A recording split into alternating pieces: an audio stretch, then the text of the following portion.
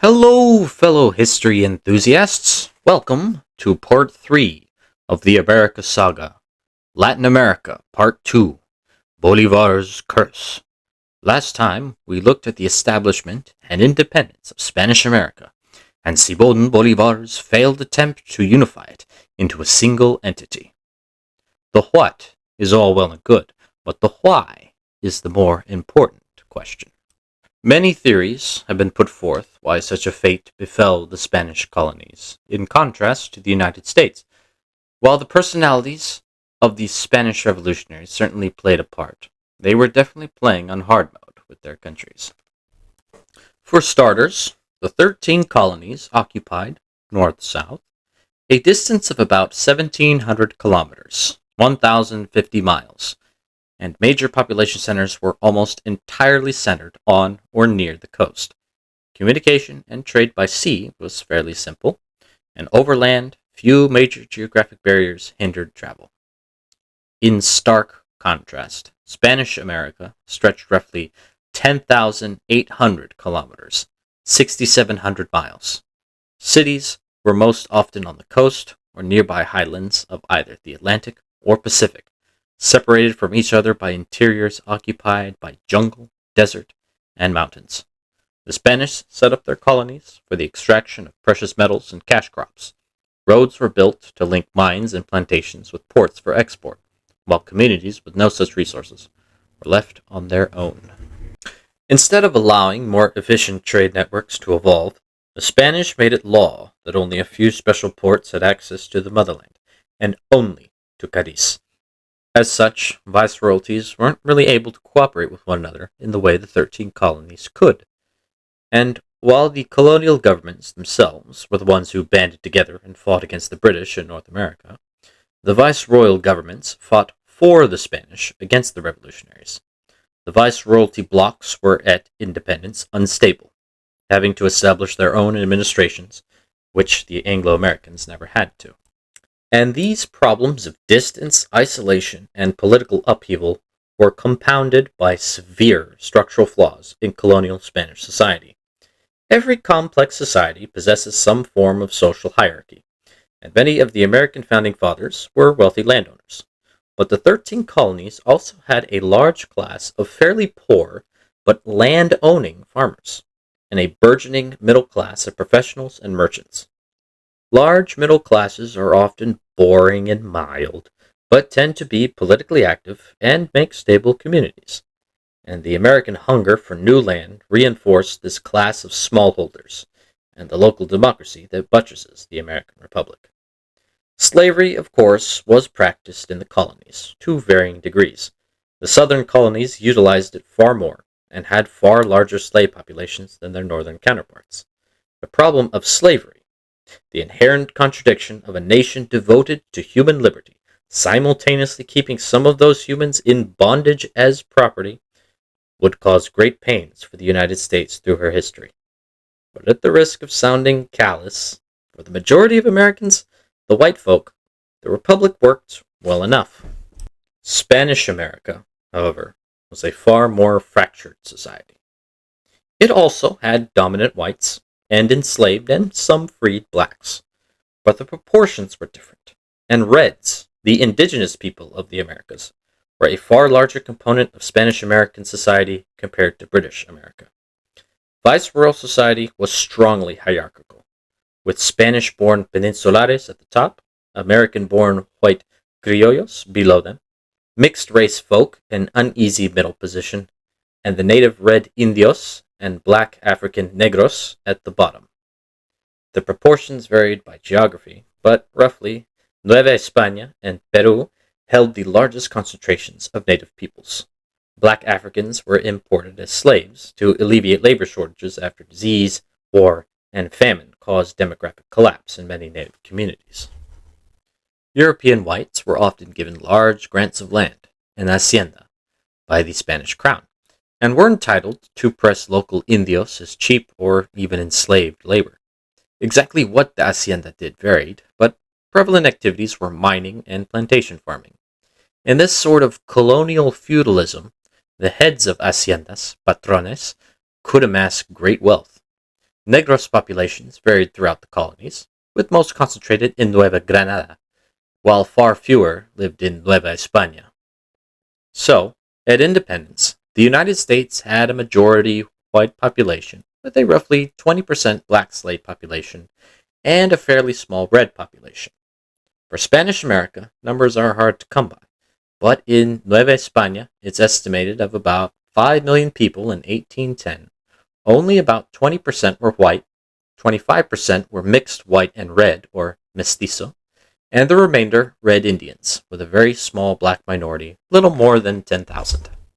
So, a revolutionary society espousing ideas of liberty and democracy, led by white criollos who also wanted to maintain their ownership of large tracts of land, while poor, landless native peasants comprised the majority of the population, is just a recipe for trouble.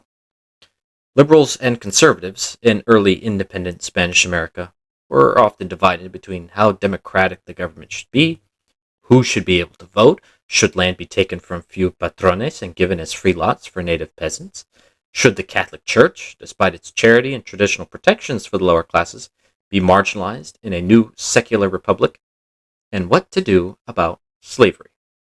The hard truth is slavery was abolished quickest in places where it had little economic importance, like Mexico, and slowest in places where plantation agriculture dominated, like Brazil and the United States. But for better or worse, despite being called the Revolutionary War, the American War of Independence wasn't really that revolutionary. There were no great confiscations of land, no social upheavals, nor abolition of the church or really any institutions. The colonial governments simply decided they didn't want to be ruled by Great Britain. Britain eventually acquiesced, and then the new independent states became part of a federal republic. Fairly mild as revolutions go, especially compared to the impending French one. Spanish America, however, due to a far more diverse population, suffered class and racial tensions that frustrated many earnest attempts at unity and peaceful resolution. The threats of peasant uprisings, social chaos, and secularization enabled the rise of local land magnates and military men as caudillos, who became the main power brokers in the states. Many caudillos became presidents and virtual dictators, warring with their rivals, taking advantage of other political struggles in their neighbors, and attempting to reshape their countries in whichever way they thought was best. The United States experienced one civil war. Argentina alone had at least three. So, Simon Bolivar and other romantic, idealistic American hopefuls had their work cut out for them. Now the fun part. How could Bolivar have realized Miranda's dream? Bolivar was a man of focus, commitment, and sheer will. Inspiring, he led his men to victory after victory, and even in defeat inspired them to persevere. A united Colombia would have had to be his own personal creation. Only a man like that had the capability to corral Spanish America into union. To accomplish this, Bolivar would have had to compromise on some of his ideals and accept the realities of his home. Spanish America was not the United States, and it would not be for some time yet. Bolivar did not attend his own Congress of Panama. He was led to believe that was best, for many powerful men had become distrustful of his power and influence. Assuming Mexico, Central America, Peru, and Colombia all attend as they did historically, Bolivar should have devoted all his immense energy and charisma to aligning the nations into some sort of union, whichever compromise must be made. Respect for local autonomies, tolerance of powerful caudillos, and, may such a sin be forgiven in the future, avoid the total abolition of slavery or attempts at land reform. Such compromises would have eaten at him, the devoted Republican and liberal he was. But was the United Colombia worth it? The American founding fathers definitely thought so, stabilizing a young nation in dealing with its flaws in time. Less satisfactory both for the idealists and the poor people affected, but perhaps best in the long run. Simon Bolivar opposed attempts at federalism in Gran Colombia. and felt a strong central government was needed to keep control. But, like Tarkin, the more you tighten your grip, the more nations slip through your fingers. A federation was the only realistic model. Imagine, then, that by the skin of his teeth, Bolivar managed to obtain a union of the northern two-thirds of Spanish America. Just barely. It might even resemble a confederation, where a central government was rather less powerful than Bolivar wanted, but it was there. A critical moment waits for the South. Mexico's inertia pulls it northward, to North America and the United States, even if the young republic outwardly supports a great Colombia. Union costs Mexico very little, but also brings it very little. Bolivar must labor tirelessly and demonstrate a better talent for putting the right faces in the right places than he did historically. Trade routes must be resumed, land resown, so that the economy can recover. The colonies were never tied together in a way a federation ought to be. At the same time, Chile and La Plata remained defiant and mistrustful of Colombia. Bolivar must choose his moments carefully, extend another olive branch. They cannot remain outside the federation, or Mexico might be inspired to pull away, and then the project might fall like a house of cards. Chile might be enticed by the promise of unrestricted trade with Peru, as before, and aid against the native Mapuche, who raid the Chilean settlements like the Scythians of old. Simon Bolivar once again must put aside his concern for the native people for a greater purpose. La Plata, ambitious and isolated in the Pampas, with a great port looking to the Atlantic, sees union as of little value. The local governors, the caudillos of the provinces, have fought a war to unify their country to oppose Colombia. But through clever politics and espionage, Bolivar can find and support Plataneans sympathetic to his designs. A Platine civil war ends with a new government in Buenos Aires, approving union with Colombia, becoming a curious federation within a federation. A war against Paraguay is enticing, but such an undertaking is frustrated by de Francia's policy of fortifying the rivers, the only practical way into the densely forested country. Bolivar's attention, therefore, is better devoted to the Cisplachina, across the Uruguay River. Brazil, now independent as an empire, took advantage of La Plata's weakness. It becomes a matter of national pride, both for the Platine people and the Colombians as a whole, to settle the matter. But by now, 1830, Bolivar is aging. He would die in this year in real life, but perhaps by his own determination, or the grace of God, he keeps a measure of his youth and strength. But war with Brazil is a great risk, especially so far from his base of support in the north. Emperor Pedro agrees to meet Bolivar. It is decided the Cisplachina shall be recognized as Brazilian territory, while Brazil will aid in Bolivar's eventual conquest of Paraguay. Having stabilized Buenos Aires enough, he gathers the last piece of the puzzle, Bolivia, his own namesake. Surrounded on all sides by Bolivar and his allies, it peacefully agrees to union. And so, as 1831 dawns, Bolivar presides over a unified Colombia as supreme protector and president of the Federation. The nation is shaky, weak, and fragile, but it exists. Now the greater task is for Bolivar to begin binding it together with institutions. Roads, organs of government, a bureaucracy will all have to be constructed. Regionalism is an ever-present problem, especially in distant and isolated Mexico and La Plata, but they are abated well enough to remain. Rebellions and civil wars would doubtlessly occur, and Bolivar must put them all down harshly to maintain control. But he's aging, and his good health cannot stay forever. It remains a good question whether or not this united Colombia can survive his death, whenever it may come. He is childless. Who then is to succeed him? This new nation, if it can survive its first years, create strong institutions, and a nascent sense of nationhood, might in time become a mighty colossus. having to compromise. One day this Gran Colombia hopefully becomes Bolivar's dream, a strong democracy where all peoples, white, red, and black, are free and equal. But we know what really happened. It was not meant to be. There was very little democratic tradition in the colonies. Literacy was low, local communities were built around patronage towards powerful landowners, and Bolivar was unable to compromise his ideals with the entrenched conservative elites. His efforts to break their power and save his republic forced him to employ authoritarian methods, which only undermined democracy and order even further.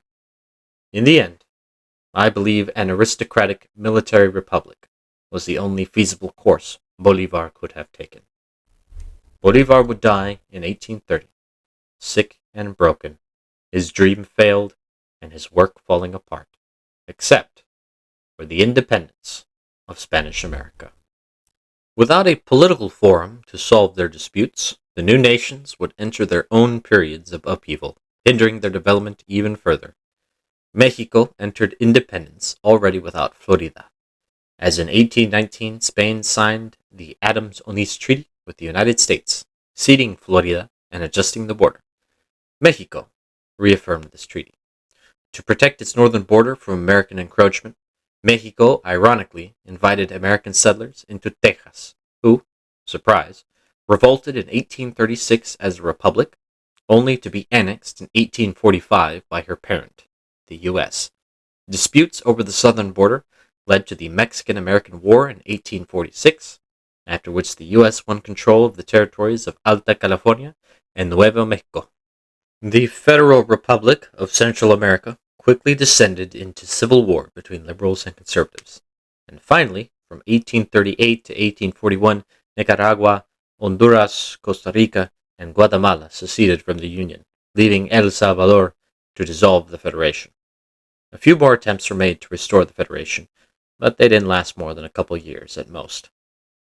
The Captaincy General of Santo Domingo was returned to Spain in 1809, only to declare independence as Spanish Haiti in 1821, with the intent to join Colombia. However, only 3 months later, Haitian President Jean-Pierre Boyer conquered the country to the relief of many Dominican black slaves, and to the horror of the white criollos. Haitian rule wasn't all it was cracked up to be, so in 1844 the Dominican Republic became independent.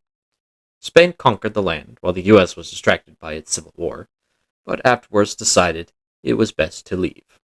Of all its American territories, Spain retained Cuba and Puerto Rico. No longer part of Nueva España, they remained captaincies general, and Spain clamped down on its 2 remaining islands. All the while, an idea popped up to unite the Spanish Caribbean, Cuba, Puerto Rico, and the independent Dominican Republic, into the Antillean Confederation, perhaps even add Haiti or Colombia in there. The prospect died in 1898 after the Spanish-American War. The U.S. won control of Cuba and Puerto Rico.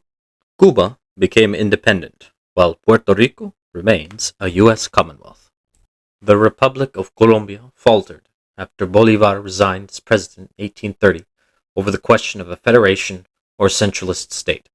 The former Captaincy General of Venezuela seceded as Venezuela, and the Audiencia of Quito became Ecuador, while the remainder went back to being Nueva Granada, later to evolve into modern Colombia. The United States took over the Panama Canal project, but when Colombia wouldn't cooperate, the Americans took advantage of civil unrest and helped create an independent Panama in 1903. Venezuela, meanwhile, maintains a border dispute with Guyana, the western part of which was claimed by colonial Spain. Peru's border with Ecuador was left poorly defined and claims overlapped, leading to several conflicts. The border was only fully resolved as late as 1998.